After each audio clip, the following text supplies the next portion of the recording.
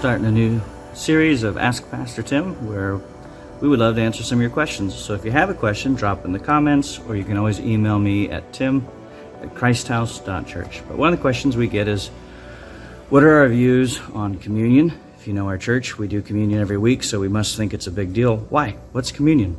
How do you do it right? Can you mess it up?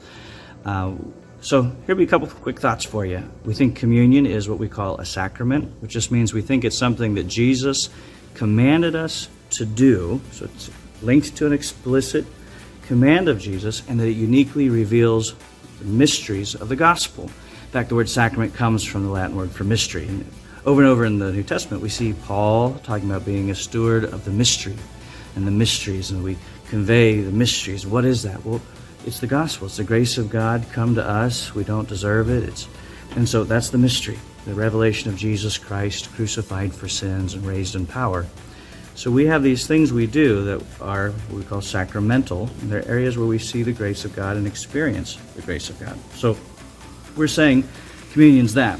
The other thing we would say is when we talk about a sacrament, we do think it is meaningful in your Christian walk, and it should be administered in word and sign. So the sacraments aren't just raw preaching, but there's a word and sign component.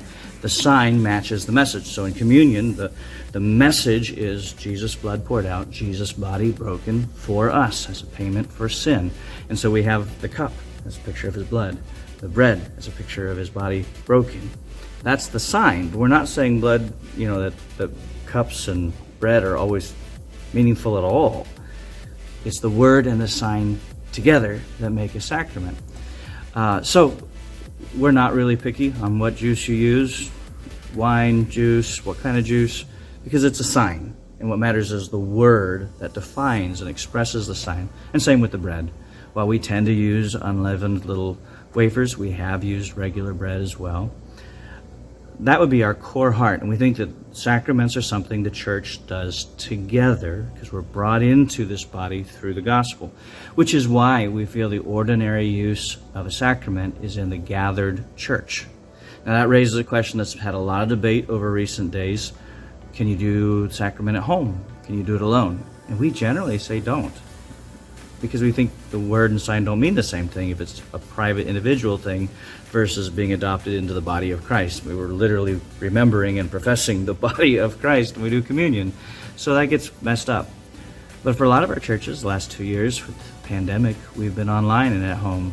And some churches have said that means we just wait till we come back together, and it makes us appreciate and celebrate more the idea of being physically together as the church. And there's value. I resonate with that. Our church has opted to say we can do communion together at distance. We're not saying you and your personal devotional time just have private communion. We're not for the individualism and renouncing the body.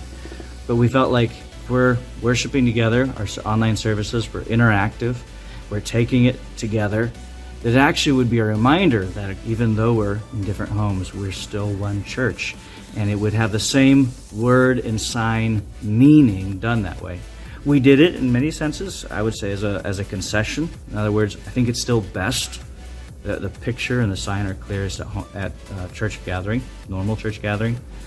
But sometimes the best is the enemy of the good. And as a shepherd taking care of a church, I want them to keep Jesus in the center.